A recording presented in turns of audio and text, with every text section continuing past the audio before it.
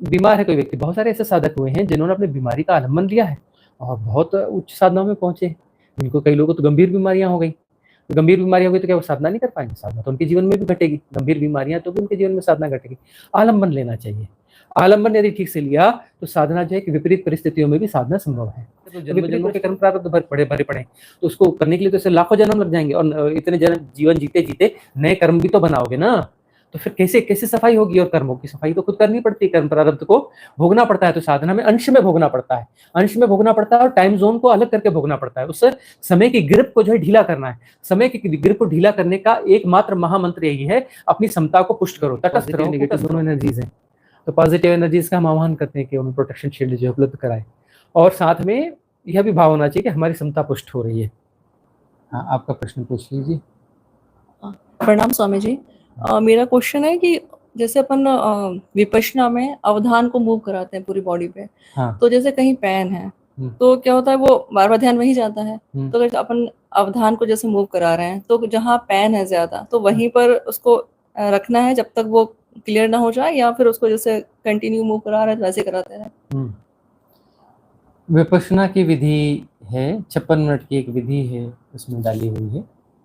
उसमें जो है अवधान को हम मूव कराते हैं, उसमें पूरी बॉडी का मूवमेंट होता है और उसमें जो है जो भी सेंसेशंस हैं उन सेंसेशंस को यथावत जानना होता है, यथाभूत जानना होता है। उसमें किसी प्रकार का दुराग्रह आग्रह शामिल नहीं किया जाता। तो समता वहाँ पे पुष्ट करनी होती है। समता यदि वहाँ पुष्ट होती है और यथाभूत वो जान लिया जाता है तो आगे बढ़ना होता है। अब कहीं पर यदि किसी के शरीर में कोई समस्या है और किसी जगह पर पेन हो रहा है, जैसे सिर में दर्द हो रहा है या कहीं पर किसी पर्टिकुलर पार्ट में ज़्यादा दर्द हो रहा है, तो अब वो जो है विपश्यना कर रहा है, वो समय साधक कहलाएगा। तो समय विपश्यी साधक कहेंगे उसको। तो वह जो है अब स्थिति तो यह है कि वहाँ पर कहीं पर सेंसेशन महसूस हो गया कि जिस अंग में, तो वहाँ से तो आगे निकल जाना है। पूरे शरीर का अपना जो है अवधान का भी संक्रमण होता है, तो पूरे शरीर में उसको जो है मूवमेंट कराना है। तो अब क्या करे वह साधक, क्योंकि वहाँ तो अवधान तो बार बार वहीं चला जाएगा जहाँ पर पेन है। तो इसमें दो तरीके हैं। एक तो ये है कि यदि वहाँ पर ठहर जाओ, कुछ समय के लिए ठहर जाओ और प्रॉपर यदि ठहरे रहते हैं तो वह दर्द का जो क्षेत्रफल है वो घटता जाएगा, घटता जाएगा, घट जाएगा। छोटी जगह में पेन बढ़ता जाएगा, एरिया कम होगा और उसका पेन बढ़ते जाएगा। और वहाँ समता और को बनाए रखना है, तटस्थता बनाए रखनी है। और कम होते होते होते वो पिन पॉइंट हो जाएगा और असहनीय दर्द हो जाएगा। लेकिन वहाँ समता पुष्ट रहनी चाहिए। वहाँ यदि समता पुष्ट रहेगी तो जो असहनीय दर्द है वह बहुत पिन पॉइंट आकर के फिर अचानक गायब हो जाएगा, गायब हो जाएगा। फिर थोड़ी देर वहाँ बने रह करके फिर बाकी मूवमेंट चालू कर सकते हैं। एक तो तरीका यह है। और बाय द वे उसके बावजूद वह दर्द नहीं जा रहा है, नहीं जा रहा है और विपश्यना साधना में जाना है तो फिर आगे तो मूव करना ही पड़ेगा। यदि उस समय नहीं जा रहा है तो चला, वैसे तो चला जाना चाहिए। यदि हम उसे जो है उस जगह पर पूरा प्रॉपर अवधान है और समता पुष्ट है तो फिर वह तो उसका क्षेत्रफल कम होते जाएगा और उसका दर्द जो है तीक्ष्ण होते जाएगा, तेज होते जाएगा। और धीरे धीरे जब पिन पॉइंट पे असहनीय जैसा दर्द होगा और अचानक वो गायब हो जाएगा। इस प्रकार से होता है। लावण्या का प्रश्न आ रहा है, गुरुजी कहते हैं कि पहले ऑरा बनाओ ताकि जब हम मेडिटेशन में बैठें तो कोई भी नेगेटिव हमारी एनर्जी, हाँ, निगेटिविटी हमें परेशान न करे या हमारी एनर्जी की, पॉजिटिव एनर्जी की चुरा न ले। क्या ये सच है? अगर ऐसा है तो क्या करना चाहिए? जब साधना में बैठते हैं तो हम जो आह्वान करते हैं, बहुत सारी ध्यान विधियों में हमने आह्वान सिखाया है। उच्च लोक के देवताओं का आह्वान करते हैं, divine cosmic energy support system का आह्वान करते हैं, है ना, एजोटेरिक सपोर्ट सिस्टम, इन सब का जो आह्वान करते हैं, महाअवतार बाबा का आह्वान करते हैं। ये आह्वान क्या है? ये आह्वान जो है प्रोटेक्शन शील्ड ही तो क्रिएट करते हैं ना। तो उसके साथ में अब हमने बाद में तो बताया कि प्रोटेक्शन शील्ड कैसे क्रिएट की जाती है। तो साधकों को अब जनरली चाहिए कि वह जो थोड़ी देर अपना एक्सेल करे, भस्त्रिका करे और उसके बाद में 1 मिनट बैठ करके जो है एक डिवाइन एनर्जी बॉल क्रिएट कर ले। हृदय में एक बॉल क्रिएट करे, उसको बड़ा करते करते पूरे शरीर के आसपास जो है एक प्रोटेक्शन शील्ड अपनी क्रिएट कर ले और फिर अपना प्रार्थना कर ले पूरे अस्तित्व के साथ में। तो उसमें क्या है, नेगेटिव एनर्जी से हम अपने आप को बचा लेते हैं। और करना चाहती कोई छोटे फॉर्म में, कोई बड़े फॉर्म में। छोटे फॉर्म वाली है तो हम उसको ज़्यादा ध्यान देते नहीं हैं, बड़े फॉर्म वाली है तो हमें एकदम हिला देती है, तो हमें वो उसको मार्क करते हैं, अरे भाई बड़ी खतरनाक एनर्जी थी, ऐसा था वैसा था। वैसे देखोगे तो एनर्जीज तो बहुत है ना, छोटी बड़ी, छोटे छोटे इन्फ्लुएंसेस कितने हैं। अब कुछ इन्फ्लुएंसेस ऐसे होते हैं जो अपना लाइव, मतलब वो जो बंदे हैं मौजूद हैं उनके इन्फ्लुएंसेस हैं। कुछ ऐसे हैं जो इस शरीर में नहीं हैं, दूसरे शरीरों में है ना। अब वो जो है इस शरीर के रूप में उनकी मृत्यु हो चुकी है, वो दूसरे शरीरों में, तो वो भी इन्फ्लुएंस करने की कोशिश करें। तो इन्फ्लुएंस तो सब जगह है और सारे इन्फ्लुएंस से हमको बचाना है। हम कहते हैं नहीं नहीं यह जो है यह बड़ी खतरनाक चीज़ है और जो कॉमन आसपास में लोग हैं और वो जो इन्फ्लुएंस कर रहे हैं उसको उतना महत्व नहीं देते हैं। एक्चुअली तो वो सभी प्रभावित कर रहे हैं ना। तो हमें तो प्रोटेक्शन तो सबसे चाहिए, तो प्रोटेक्शन शील्ड क्रिएट करते हैं। तो प्रोटेक्शन शील्ड का मतलब एक यह भी होता है कि हम तटस्थ रहते हैं। यदि हम समता में हैं और तटस्थ हैं तो कितनी भी नेगेटिव एनर्जी हो वो हमें नुकसान नहीं कर सकती। हम इन्फ्लुएंस हो जाते हैं ना, तब हम जो है एक्सेस देते हैं ना। अब कोई नेगेटिव एनर्जी एंटिटी है, मतलब जो शरीर भौतिक शरीर में नहीं है, वह किसी पे अटैक कर रही है, किसी पे कर पा रही है, किसी पे नहीं कर पा रही, क्या फर्क है भाई। कोई जो है उसके साथ इन्फ्लुएंस हो रहा है, मतलब वो अपना एक्सेस उन्हें ट्रांसफर कर रहा है, उस पर रिएक्ट कर रहा है, उसको समझने की कोशिश कर रहा है, प्रभावित हो रहा है। एक्सेस उसने अपने ट्रांसफर किया ना। यदि एक्सेस को ट्रांसफर न करे, तटस्थ भाव से जानता रहे, वो कुछ भी दिखाए, अपना कैसा भी नाच दिखाए, कैसी भी अपना उल्टी उलझल चीजें दिखाए, नंगा नाच दिखाए, कुछ भी करे, तटस्थ बने रहो। तटस्थ बने रहोगे तो क्या होगा कि वो एनर्जी काम करना बंद कर देगी, वो चली जाएगी। समझ में आ जाएगा यहाँ तो हमारा तो दाल गल नहीं रही। हम उससे इन्फ्लुएंस होते हैं, रिएक्ट करते हैं, उसको एनालाइज करने लगते हैं हम, तो हम उससे जुड़ जाते हैं ना। जुड़ जाते हैं तो उसको एक्सेस ट्रांसफर मिल गया, उसको एक्सेस मिल गया, हमने खुद ही तो एक्सेस ट्रांसफर किया ना। तब वो हमें अपना जो फिर नचाती है। अब हमने एक्सेस ट्रांसफर ही नहीं किया तो फिर वो कैसे नचाएगी। हमें तटस्थ बने रहना। एनर्जीज तो सब जगह है ही है, नहीं होंगी तो जो सवाल ही नहीं है। पॉजिटिव नेगेटिव दोनों एनर्जीज हैं। तो पॉजिटिव एनर्जीज का हम आह्वान करते हैं कि हमें प्रोटेक्शन शील्ड जो उपलब्ध कराए, और साथ में यह भी भाव होना चाहिए कि हमारी समता पुष्ट हो रही है। समता को पुष्ट करते चलना है ना। सारी साधना क्या है, समता को पुष्ट करने की साधना है। समता को पुष्ट करते रहोगे तो किसी प्रकार की कोई नेगेटिव एनर्जी हमें प्रभावित नहीं कर पाएगी। और नेगेटिव एनर्जी सब जगह, आस पड़ोस मोहल्ले सब जगह पे नेगेटिव लोग भरे पड़े हैं, नहीं है, वो भी तो सब नेगेटिव एनर्जीज ही है ना। अब किसी ने ये देह धरी हुई, किसी ने देह नहीं धरी। जो देह नहीं धरी हुई है वो ज्यादा खतरनाक ऐसा नहीं है, जो देह धर के बैठे वो भी बहुत खतरनाक होते हैं। उनकी नेगेटिविटी देख लो, बहुत सारे लोग रहते हैं जिंदा आदमी, खतरनाक रूप से नेगेटिव होते हैं। तो जो जिंदा है वो भी जिंदा है, वो भी जिंदा है, बस उसने शरीर नहीं धरा है, उसने शरीर, उसका शरीर थोड़ा दूसरा किस्म का शरीर है, एनर्जी बॉडीज है उसकी, उसके पास ये वाला भौतिक शरीर नहीं है ना। और कई बार ऐसा होता है कि कुछ व्यक्ति है, वह व्यक्ति जो है कभी नेगेटिव एनर्जी को जी रहा है, कभी पॉजिटिव को जी रहा है।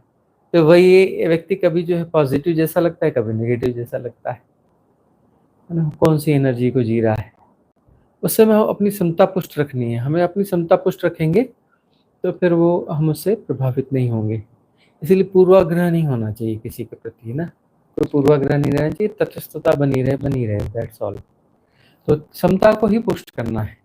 समता यदि पुष्ट होती रहेगी तो हम नेगेटिव एनर्जी से प्रॉपरली हम जो है अपना फेस कर पाएंगे, काउंटर कर पाएंगे उनका। काउंटर क्या करना, मतलब समता में हम पुष्ट रहे तो वो अपने आप हार जाएगी ना, हमें उसको हराने की जरूरत ही नहीं है, अपने आप हार जाएगी। एक कथा इस बारे में हम पहले भी कहते रहे हैं कि वो जो है बाली वाली घटना है ना। तो बाली के सामने कोई भी युद्ध करता था तो आधी ताकत उसको मिल जाती थी, क्योंकि वो उसकी हरकतें कुछ ऐसी रही होंगी कि वो इन्फ्लुएंस जल्दी कर लेता होगा। इन्फ्लुएंस कर लिया तो उसने आधी ताकत उसकी खींच ली है ना, अपने इन्फ्लुएंसेस से, फिर युद्ध में उसे हरा देता था, क्योंकि वो आधी ताकत उसकी ली और बाली की अपनी ताकत है ही है, तो वो तो परसेंटेज में बढ़ ही गया ना, 50+ ही होगा ना, वो जीत जाता था। तो वही है कि इन्फ्लुएंस यदि हम हो रहे हैं तो फिर हम अपना जो है हम आधी ताकत उसको दे रहे हैं।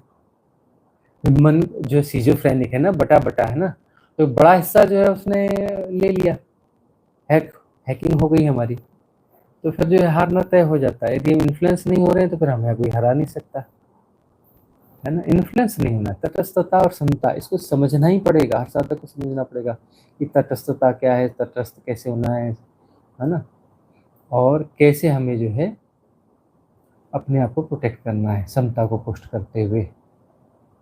एक प्रश्न वहां से ले लें, आपके वहां पर कम्युनिटी में कोई प्रश्न है ना, पढ़िए कोई प्रश्न। एक साधिका का प्रश्न है, नाम तो नहीं दिखा। कोई जरूरत ही नहीं नाम की। आपने कई बार बताया है कि हाँ। जिन पर हम नहीं ध्यान देते धीरे धीरे उनका पैटर्न ब्रेक हो जाता है और फिर उनका संपूर्ण अस्तित्व संपूर्ण समाप्त हो जाता है। लेकिन कभी कभी ऐसा मन के अंदर लगता है कि हम जैसे कुछ अपनी जिम्मेदारियां या जरूरी काम को अवॉइड कर रहे हैं। यह भी मन का खेल है क्या, या कुछ और? जरूरी चीजों को भी हम अवॉइड कर रहे हैं। हाँ। देखो ऐसा है कि जो जरूरत है, यदि वो जरूरत है तो उसको अवॉइड नहीं किया जा सकता, वास्तव में जरूरत है। किसी व्यक्ति को भूख लगी है खूब जोर की, उसे कितना भी अवॉइड करो अवॉइड नहीं कर सकता। यदि उसे भूख लगी है तो शरीर की जरूरत है, शरीर की जरूरत है तो शरीर जो है प्रकृति का हिस्सा है, प्रकृति के नियम वहाँ पे काम करते हैं और वो व्यक्ति जो है अपने भोजन की व्यवस्थाओं में लग जाएगा, अपना जो है वो भोजन अरेंज कर ही लेगा, ठीक है ना। वहाँ पर जो है यदि कोई उसको एक साधना के विधि की तरह ले रहा है कि उपवास करना है, उपवास करना मतलब शरीर को भोजन नहीं देना है और अपने पास वास करना है, अपनी चेतना के पास वास करना है, अपनी एनर्जी को डाइवर्ट नहीं करना है डाइजेशन और इधर उधर, तो वो एक डिफरेंट मैटर है। लेकिन जो है जरूरत जहाँ है, जरूरत सुंदर है और उसको जो है अवॉइड नहीं किया जा सकता। अवॉइड कर पा रहे हो तो फिर वो जरूरत नहीं है, वो मन के इन्फ्लुएंसेस होंगे, है ना। और फिर दूसरी बात है कि जहाँ पर व्यवहारिक सत्य हैं तो व्यवहारिक सत्य से भागने के लिए तो हम कहते ही नहीं है। जहाँ व्यवहारिक सत्य होने तो निभाना है ना। अब कोई व्यक्ति है जॉब में तो उसे जॉब पे तो जाना ही पड़ेगा ना। अब अभी कोई व्यक्ति है कि जरूरत से ज्यादा ईमानदार है, जरूरत से ज्यादा ईमानदार का क्या मतलब होता है? वह अपने साथ अन्याय कर रहा है, वहां जाकर के दूसरे लोग उसका मिसयूज कर रहे हैं। कोई व्यक्ति जॉब में है और जरूरत से ज्यादा ईमानदार है, मतलब उसको जो है गधों की तरह यूज किया जाएगा, उसको जो है वहां पर चालाक लोग रहेंगे, उससे ज्यादा काम निकलवाएंगे और खुद जो है कम काम करेंगे। तो वहां पर एक अपना जो सहजता होनी चाहिए ना, कि हमारी कहाँ कितनी आवश्यकता है उतना हम योगदान देंगे अपने हिसाब से, और मिसयूज भी नहीं होंगे। तो बस अपनी जो है अपनी क्षमता को पुष्ट रखना है। और सबसे बड़ी बात यह है कि यह देखना है कि जहाँ पर व्यवहारिक सत्य है उनको तो निभाना ही पड़ेगा। वहां पर देखो आलस है, प्रमाद है, प्रमाद क्या करेगा? प्रमाद ये बोलेगा कि नहीं भाई इसमें ऐसा है, इसको छोड़ो इसको छोड़ो। व्यवहारिक सत्य को भी वो बाईपास करना चाहेगा। इसलिए विवेक की जरूरत होती है। विवेक में क्या होता है कि देखा जाए कि कहाँ प्रमाद हावी हो रहा है। प्रमाद को भी क्या एक्सेस देना है? प्रमाद का मतलब क्या होता है? हमारे भीतर के पैटर्न को हम एक्सेस दे रहे हैं, है ना। हम अपने भीतर के पैटर्न को एक्सेस दे रहे हैं। और एक होता है कि नेगेटिव एनर्जीज, मतलब हम बाहर के जो एंटिटीज हैं, बाहर के जो लोग हैं, है ना, दूसरी बॉडीज में जो, उनको हम एक्सेस दे रहे हैं। और प्रमाद का अर्थ है कि हम अपने भीतर के जो ऐसे पैटर्न हैं इनको हम एक्सेस दे रहे हैं। हमें एक्सेस नहीं देना है किसी को, हमको क्षमता को पुष्ट रखना है। तो व्यवहारिक सत्य जो है, व्यवहारिक सत्य अपनी जगह निभते रहेंगे, यह विवेक है। व्यवहारिक सत्य भी तो निभाने हैं ना। नितिन अड्डुलवार जी नागपुर से प्रश्न कर रहे हैं कि प्रणाम सतगुरुदेव, बुखार रहने पर ध्यान विधि कर सकते हैं क्या? बुखार या कोई भी बीमारी है उस समय तो देखो ध्यान कर सकते हैं, नहीं ध्यान घटता है, विधि को अप्लाई कर सकते हैं। तो विधि तो अप्लाई करनी चाहिए ना। विधि का मतलब है कि जो भी वो है जो भी आलम्बन ले रहे हैं, तो देखो शरीर का आलम्बन लिया तो शरीर में स्वस्थ है या बीमारी है? अब स्वस्थ, एकदम स्वस्थ शरीर होगा तब हम साधना करेंगे, तो ऐसा स्वस्थ शरीर ढूंढना तो बहुत मुश्किल हो गया है ना आजकल। कहाँ होता है? कौन सा शरीर है जो पूरी तरह से स्वस्थ है? अब बुखार अपने में कोई बीमारी नहीं होती, बुखार तो एक सिम्टम्स है। तो शरीर तो बीच बीच में बीमार वगैरह होता रहेगा, तो साधना छोड़ देंगे क्या? उसी को आलम्बन बनाना है। वहाँ हमें समता वहाँ भी पुष्ट करनी है। समता पुष्ट करें मतलब हम जो है आलम्बन हमारा ठीक काम कर रहा है, मतलब ये कि हम साधना की स्थिति में है। तो शरीर बीमार है तो व्यवहारिक सत्य है कि उसको, शरीर को यदि रेस्ट देना है तो रेस्ट दिया, लेकिन रेस्ट भी कितना दोगे? अब वहां पर साधना में बैठना है, यदि नींद नहीं आ रही, शवासन में लेटे हो तो शवासन में भी ध्यान हो सकता है, बशर्ते तंद्रा ना आ रही हो। तो शवासन भी काम करेगा यदि तंद्रा नहीं आ रही है। तंद्रा आ रही है तो फिर बैठ के भी नहीं होगा, तब तो फिर खड़े होके करो। कुछ ऐसी स्थिति में रहो, शरीर को इस तरीके से रखो कि अपना तंद्रा हावी नहीं होनी चाहिए। तंद्रा का अर्थ ही होता है कि भीतर के जो पैटर्न है वो उन्होंने एक्सेस ले लिया और वो जो है एक्टिवेट हो गया और हमें बेहोशी में डाल दिया, ठीक है ना। और बेहोशी से बाहर आने की साधना है, सारी साधना बेहोशी से बाहर आने की साधना है। तो वहां पर हमें जो है सजगता कैसे बनी रहेगी उस पर ध्यान करना है।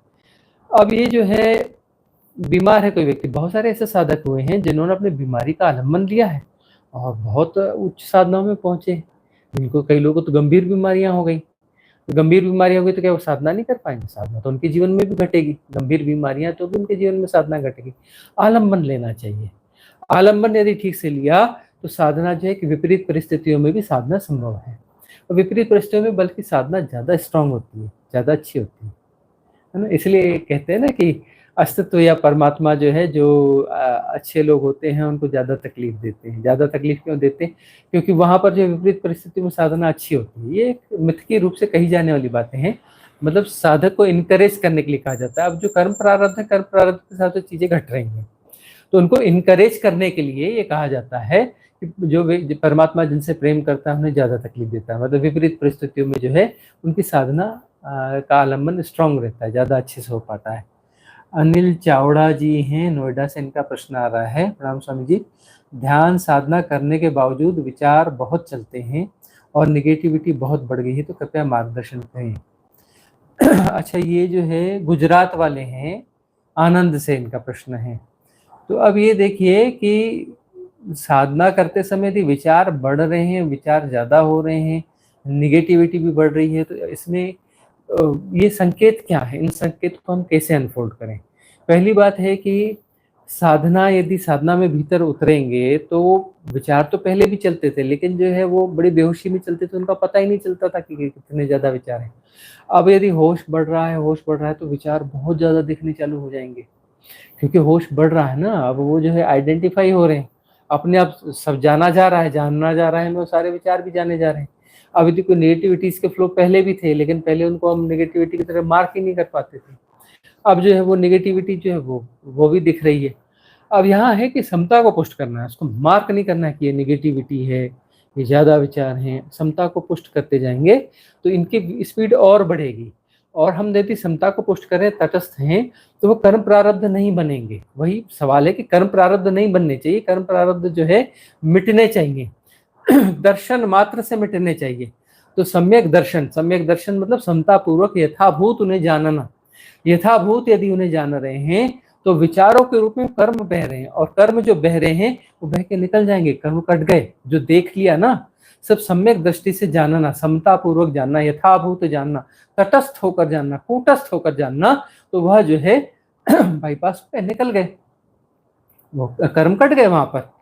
अब ये स्पीड इनकी बढ़ रही है, मतलब कर्म ज्यादा तेजी से कट रहे हैं। वही हम कहते हैं कि सबकॉन्शियस माइंड की जो लेयर है, ये लेयर जब आपकी क्लियर हो जाएगी तो अगली लेयर जो आएगी उसका टाइम जोन अलग होगा। उसमें जो है और तेजी से विचार बहेंगे और ज्यादा तेज कर्म कटेंगे। तो उसके लिए भी तैयारी रखनी है। तो बढ़ते जाएगा, और ये बढ़ना अच्छा है, क्योंकि कर्मों को हमें ही तो काटना है ना। साधना के माध्यम से काटा जाएगा और सम्यक दर्शन से ही काटा जाएगा। तटस्थता पूर्वक यथाभूत यदि उसे हम जानते रहेंगे तो कर्म कटते जाएंगे, काटना तो हमें ही पड़ेगा। अब ये बताओ कि जिस कर्म को पूरे जीवन में भोगना था, वो भोगने की जरूरत ही नहीं है, सिर्फ उसका दर्शन मात्र से कट रहे हैं। तो ये तो अच्छी बात है ना कि विचार चल रहे हैं, हम उन्हें जान रहे हैं, और वो विचार चला गया, कर्म भी कट गया उसके साथ में। जो जुड़ा हुआ उसके साथ में कर्म था, एसोसिएट उसके साथ जो कर्म था वो कट गया, क्योंकि हम समता में पुष्ट थे। हमने उसको एनालाइज नहीं किया, उसमें रिएक्ट नहीं किया, कुछ भी नहीं किया। दूर से दर्शन मात्र हुआ तो समता से वह कट गया कर्म। और सारे कर्म कट जाने चाहिए, बहुत तेजी से कटने चाहिए। इतना अंश का भोग है ना, अंश का भोग चल रहा है, तो इतना तो कोई बड़ी बात नहीं है। बताओ कि कर्म आपके कट रहे हैं और सिर्फ अंश में कट रहे हैं, इससे बड़ी और क्या बात हो सकती है?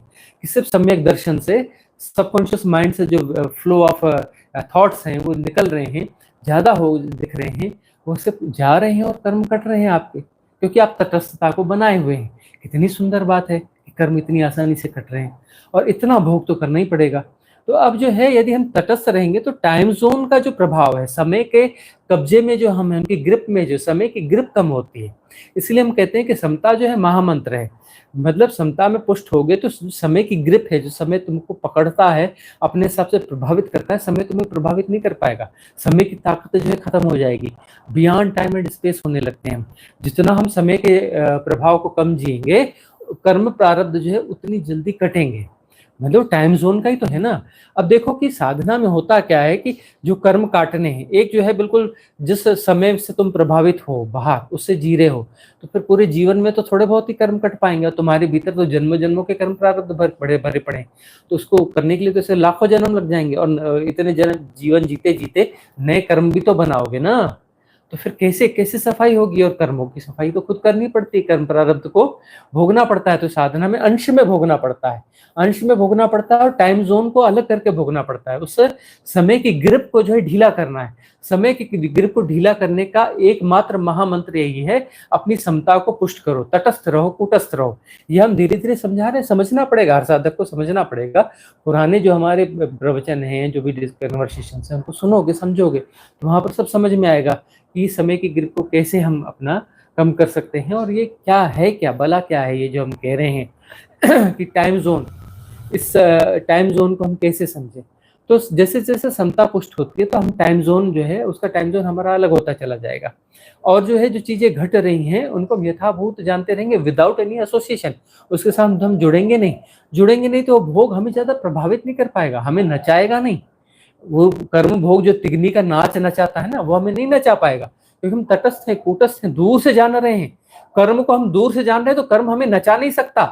दूर से हम उससे बस जान रहे हैं, उतने में ही वो कर्म कट गया, खत्म हो गई बात। और कर्म हमें ही काटने हैं, और ऐसे ही काटने, बस दूर से देखा और कर्म कट जाने चाहिए।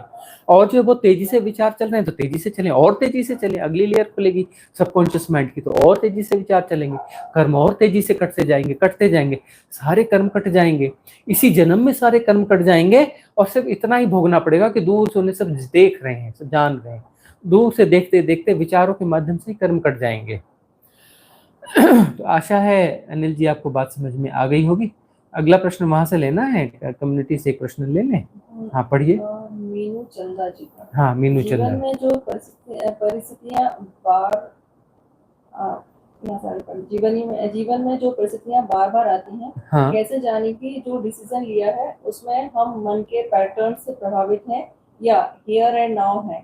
कभी कभी लाइन बहुत थिन होती है और समझ में नहीं आता। अब जो है ये कर्म प्रारब्ध हैं या फिर कुछ और है, कैसे पता चले? बहुत थिन लाइन है। अब यहाँ पर कोई चीज घट रही है तो घट रही है वो कर्म प्रारब्ध के माध्यम से घट रही है या फिर कोई पैटर्न है। अब देखो पैटर्न क्या है, पैटर्न भी जो तुम्हारे भीतर बने हैं एक्चुअली वह भी कर्म प्रारब्ध ही है, कर्मों का प्रभाव है। प्रभाव जो सबकॉन्शियस माइंड में पड़ा हुआ है और वह जो है एन मौके पे आकर ऑपरेट कर रहा है।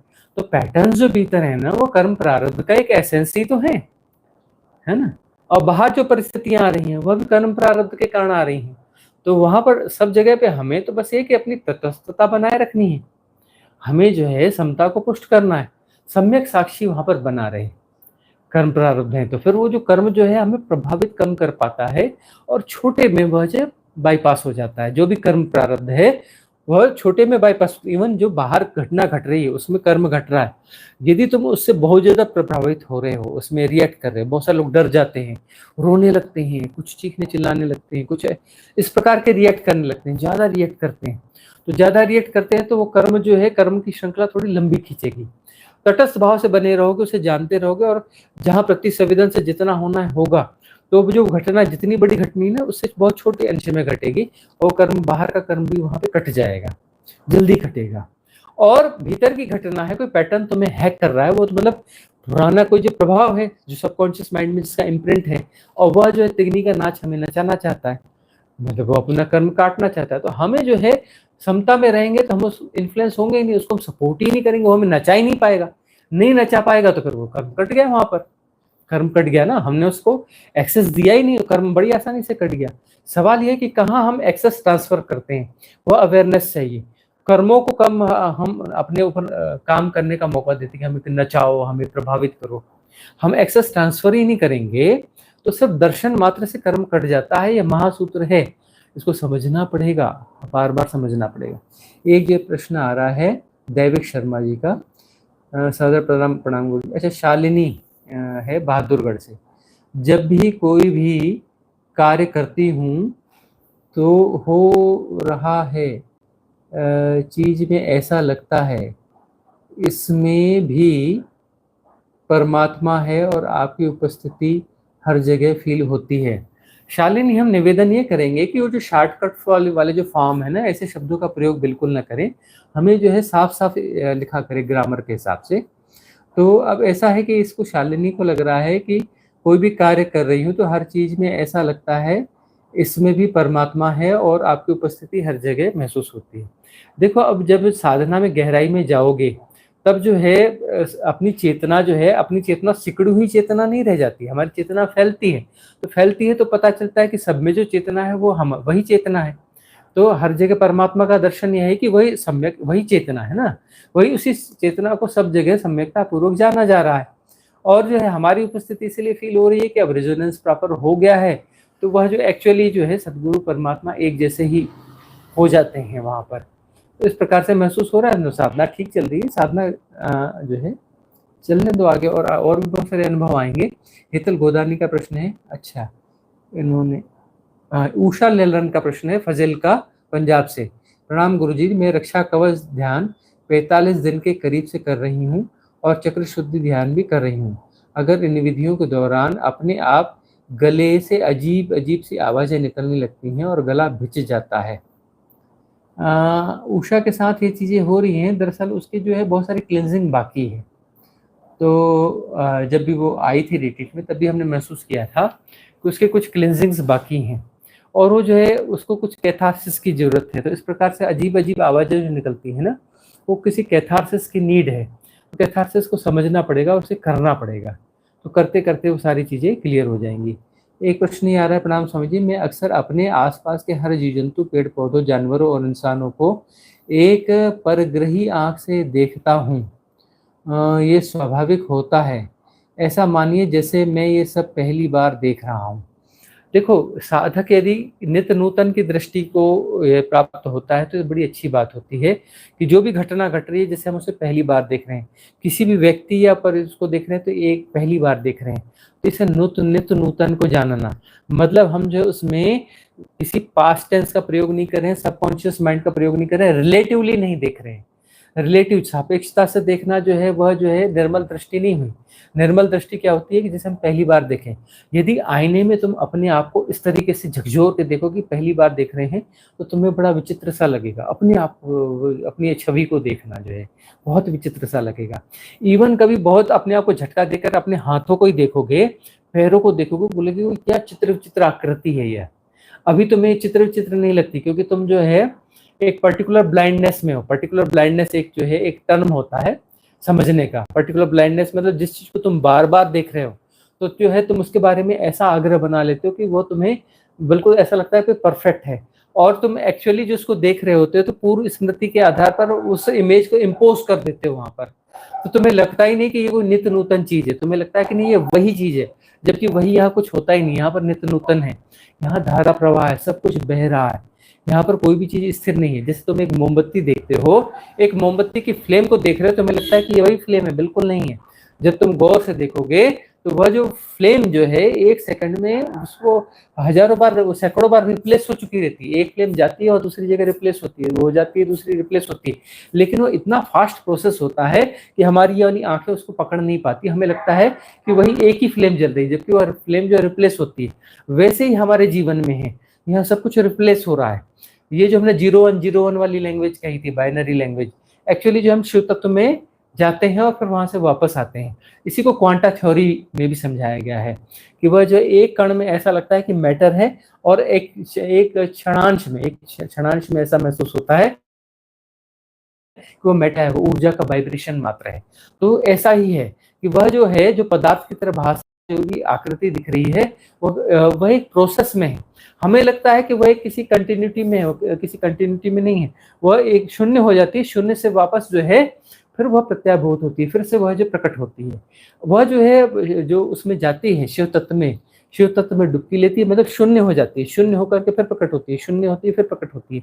इसी को हमने समझाया था कि 0101 जो बाइनरी लैंग्वेज है, कि एक्चुअली जो है सब कुछ शून्य होता है, शून्य से वापस वो अपना जो है फिर प्रकट होता है, लेकिन जो है उसका स्वरूप लगभग वही मिलता जुलता सा होता है, इसलिए हमें भ्रांति खड़ी हो जाती है कि यह वही है। एक्चुअली वही नहीं है। जिसे भी आप गौर से देखोगे, निर्मल दृष्टि से देखोगे, अपने आप को झकझोर को देखोगे, सापेक्षता से नहीं देखोगे, मतलब बियॉन्ड रिलेटिविटी यदि किसी को जानने को, बियॉन्ड रिलेटिविटी यदि जानते हो तो नित्य नूतन है। वह क्या है? नित्य नूतन है। सूरज वही कभी नहीं उगता, हमेशा नया सूरज होता है, चांद वही हमेशा नया चांद होता है। हमें लगता है नहीं यह वही चांद है, तो ये जो है पूर्वाग्रह की दृष्टि हुई, मतलब जो है हमने जो इमेजेस इंपोज करी हुई हैं अपने सबकॉन्शियस माइंड में, और उस आकाशीय रिकॉर्ड को जो है वापस वहां पे थोप देते हैं कि ये वही है, जबकि वह नहीं है, यह नित्य नूतन है। तो नित्य नूतन की दृष्टि जो है साधना की गहराइयों में जाकर उपलब्ध होती है। तो ऐसा जो हो रहा है इस साधक को, तो इस साधक को हमारे आशीष, हमारे आशीर्वाद, ठीक हो रहा है, इससे घबराने की जरूरत नहीं है, ये बिल्कुल सही हो रहा है। नित्य नूतन की तरह जानोगे, हमेशा विस्मय बोध से भरोगे। देखो भगवान शिव ने जो है शिव सूत्र में यह बात कही है कि विस्मय बोध जो है साधना का प्रथम कदम है। यदि विस्मय बोध नहीं होगा तो साधना जो है वहां पर ठीक नहीं जा रही। तो साधना ठीक जाने के लिए क्या चाहिए? विस्मय बोध चाहिए। तुम जिसको भी देखो विस्मय होना चाहिए। अब देखो पूरी सृष्टि को गौर से देखोगे तो विस्मय ही विस्मय। छोटा सा कीड़ा कैसे उड़ रहा है, कैसे जो है छोटी सी चिड़िया कितनी जोर से बात करती है, कैसे ना घोंसला बना लेती है। सूरज, चांद, तारे, ये घास का एक तिनका भी देखोगे, सब रहस्य से भरा हुआ है। विस्मय ही विस्मय से भरा हुआ है। तो विस्मय बोध होगा जब उसे कोई इस तरीके से देखेगा, मतलब पुराने डेटास का प्रयोग नहीं कर रहा है, पुरानी स्मृति का प्रयोग नहीं कर रहा है, यथाभूत जान रहा है, जैसे पहली बार जान रहा है, तो विस्मय से भरेगा ही भरेगा। और विस्मय से भरेगा तो जीवन में एक पुलक होती है, आनंद होती है। पुलक और आनंद हमेशा ख्याल रखना, जब विस्मित होते हो ना तभी पुलक और आनंद आती है। उसके बगैर पुलक और आनंद नहीं आ सकती। तो पुलक और आनंद कब आएगी? जब तुम विस्मय बोध से भरोगे। यदि तुम पुराने ढांचों से देख रहे हो, पुराने चश्मे से देख रहे हो, उन सापेक्षताओं से, स्मृतियों से जान रहे हो, तो तुम सत्य को नहीं जान रहे, तुम अपनी स्मृतियों को ही जान रहे हो, स्मृतियों को ही इम्पोज कर रहे हो। तुम सत्य को कैसे जानोगे? सत्य को जानने के लिए पुरानी धारणाओं को के सहारे नहीं देखा जाता, यथाभूत जाना जाता है। अपने आप को झटका दो, होश में आओ। होश में आओगे तो देखोगे, तो जिसको भी देखोगे बड़ा आश्चर्य होगा। तुम कहते हो कि ये व्यक्ति है, ये फलाना है, ये ऐसा है, तुम देखते हो कि हाँ इसके तो बराबर है, ये 2 आंख। तुम्हें जो 3 आंख वाला आदमी दिखेगा तो तुम चौंकोगे, अरे 3 आंख कैसे हो गई, या फिर इसके उंगली 5 उंगली की जगह 7 उंगली कैसे हो गई, तब तुम चौंकते हो। उसके पहले तो तुम अपना जो उसी तंद्रा में जी जाते हो, जो सब जैसे सब दिखता है वैसे दिखते हो। अब तुम्हें 2 सूरज दिखने लग जाए, तुम एकदम से चौंक जाओगे, 2 सूरज कैसे हो गए? एक सूरज तुम रोज देखते हो, तुम प्रभावित होते ही नहीं। तुम एक चांद देखते हो, प्रभावित होते ही नहीं हो। तो वही है कि तुम्हें जो है कुछ अनूठा दिखेगा तभी तुम जागोगे, मतलब तुम स्मृतियों में जी रहे हो। स्मृति से न देखोगे, न जियोगे तो सब कुछ अनूठा है। चांद वही चांद नहीं है, वो अनूठा चांद है, कल वाला चांद नहीं है। कोई भी चीज यहाँ रिपीट नहीं होती है, सहज प्रवाह में है ना, नित्य नूतन है। इसे नित्य नूतन को समझना पड़ेगा। नित्य नूतन को समझोगे तभी परम तत्व को समझ पाओगे, तभी विस्मय बोध से जी पाओगे। विस्मय बोध से जो जी रहा है वह सहज जी रहा है, वह जागरूकता में जी रहा है, वह होश में जी रहा है, सजगता में जी रहा है, और उसके जीवन में पुण्य का उदय होता है। और जो है ऐसा व्यक्ति जो है परम तत्व को और परम रहस्य को जीता है और जानता है। बहुत अच्छा घट रहा है। रंजीता शर्मा पटना से, इनका एक प्रश्न आ रहा है, स्वामी जी पता नहीं क्यों आजकल खुद को बहुत छोटा, बहुत क्षुद्र महसूस कर रही हूँ। कहीं मैं सेल्फ कंडेमनेशन का शिकार तो नहीं हो रही हूँ? कृपया मार्गदर्शन करें। रंजीता, ये क्या हो रहा है? क्या है कि तुमने जो पहले जिया है ना, तुमने जो है फर्स्ट पोस्ट पे काम किया, बड़ी पोस्ट पे काम किया, सब तुम्हारे माता थे, तो वहां पर तुम्हें ऐसा लगता था कि नहीं मैं सबसे वीआईपी हूँ, मैं बड़ी वीआईपी फैमिली से भी हूँ, ऐसा भी हूँ। तुमने उसको जिया है तो उसके अपोज को भी तुम्हें ही जीना पड़ेगा। अब तुम्हें लगेगा कि मैं एकदम क्षुद्र हूँ, तो ये अपोज को जी करके एक्चुअली उसे बैलेंस कर रही हो। अब इसमें जो है, इसमें अपनी तटस्थता को बनाए रखो, ये बहुत जल्दी बैलेंस हो जाएगा। नहीं तो फिर सेल्फ कंडेमनेशन धीरे धीरे बढ़ भी सकता है। सजगता बनाए रखनी है, लेकिन एक्चुअली जो सेल्फ कंडेमनेशन जैसी स्थिति आ रही है, क्षुद्रता वाली स्थिति आ रही है, यह उसको बैलेंस करने के लिए कि तुमने अपने आप को यदि श्रेष्ठ माना है तो उसको बैलेंस भी तुम्हें ही करना पड़ेगा जब तो अपनी क्षुद्रता को महसूस करोगे। एक जो है, एक ऐसा वीआईपी बंदा गया, किसके पास में? सुकरात के पास में गया। तो बड़ा नामी प्रभावी व्यक्ति था, किताबें लिखी हुई थी, बड़ा उसका वो था, नाम था शहर में। एथेंस का जाना माना आदमी था। तो वह जो मिलने गया तो अपनी अकड़ के साथ मिलने गया सुकरात के पास। अब फकीरों के पास जाओगे और अकड़ से जाओगे तो फकीरों के पास तो अकड़ काम नहीं करती, भले तुम राजा हो चाहे कुछ हो। और वो फकीर के पास गया और अकड़ के साथ गया। वो आया बैठा, उसने अपने बड़ा सहज व्यक्ति सुकरात, आइए आइए बैठिए बैठिए, वो तो सबको ही आइए बैठिए कहता है। अपना जो आइए बैठिए भैया, इनके पानी पिलाओ चाय पिलाओ, क्या है कैसे हैं, लेकिन वो अपनी अकड़ की बातें किए जाए किए जाए किए जाए। कितनी देर अपना देखेगा फकीर, फकीर का डंडा चलता है तो फकीर ने अपना डंडा चलाया। सुकरात ने कहा अरे भाई वो बड़ा कागज ले आओ। बड़ा सा एक कागज बिछाया। अच्छा भाई, तुम जो कह रहे हो कि तुम बहुत बड़े आदमी हो, बहुत बड़े आदमी हो, बहुत बड़े आदमी हो, बड़े प्रभावशाली व्यक्ति हो, हमको समझना है कि तुम कितने बड़े आदमी हो। तो फिर जो है उसने अपना कुछ ड्रा करना चालू किया कि भाई ये जो है, उसने कहा कि ये जो है यूनिवर्स है, यह जो है ब्रह्मांड है, ये ब्रह्मांड का हम एक नक्शा ड्रॉ कर रहे हैं, ठीक है, इसमें तुम कहाँ हो।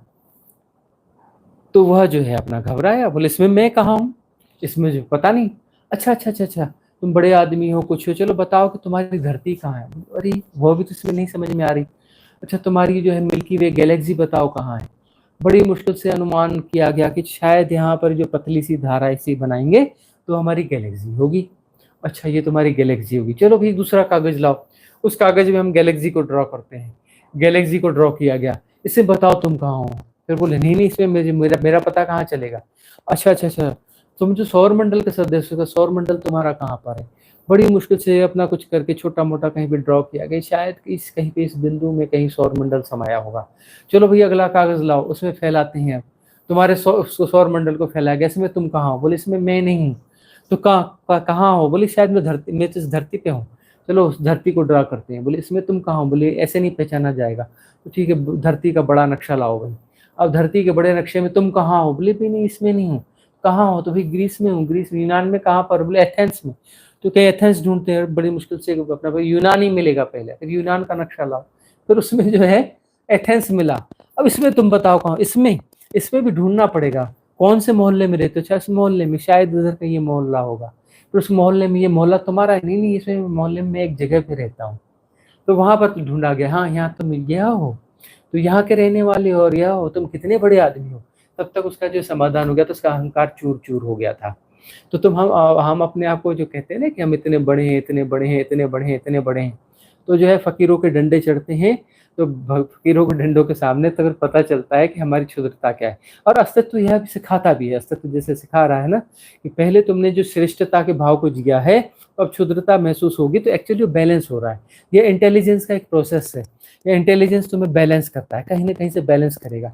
इस बैलेंस को जब तुम हासिल कर जाते हो, तब जो है तुम्हारी क्षमता पुष्ट होती है, तब तुम्हारी साधना जो है ऊपर जाती है, और तुम जो है वो मिस्ट्रीज अनफोल्ड होने लगती है। उसके बाद में जब तुम संता में पुष्ट होते हो ना, तो इस सृष्टि की, कायनात की ऐसी ऐसी मिस्ट्रीज अनफोल्ड होती हैं जो बड़े बड़े वैज्ञानिकों को अनफोल्ड नहीं होती, वो तुम्हें अनफोल्ड होने लगती है। तुम वो सब जानने लगते हो। ऋषि जो है, इसलिए कहते हैं ऋषि महान वैज्ञानिक भी थे। मतलब महान वैज्ञानिक का मतलब ये है कि वो सब समता में पुष्ट थे, तो प्रकृति नटी अपना घूंघट खोल देती है, मतलब अपनी मिस्ट्रीज को अनफोल्ड करने लगती है।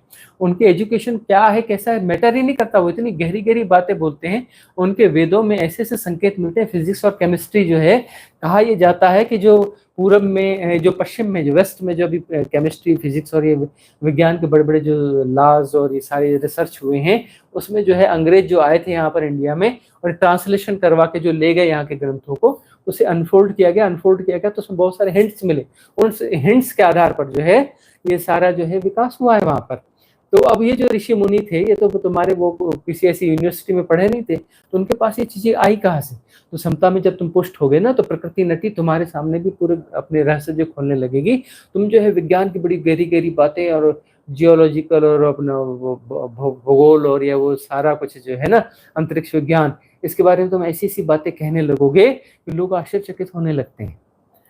तो ये ऐसा घट रहा है। तो ठीक है, ये जो बैलेंस हो रहा है, और साधना करते चलो, साधना तुम्हारे जीवन में बहुत अच्छी है।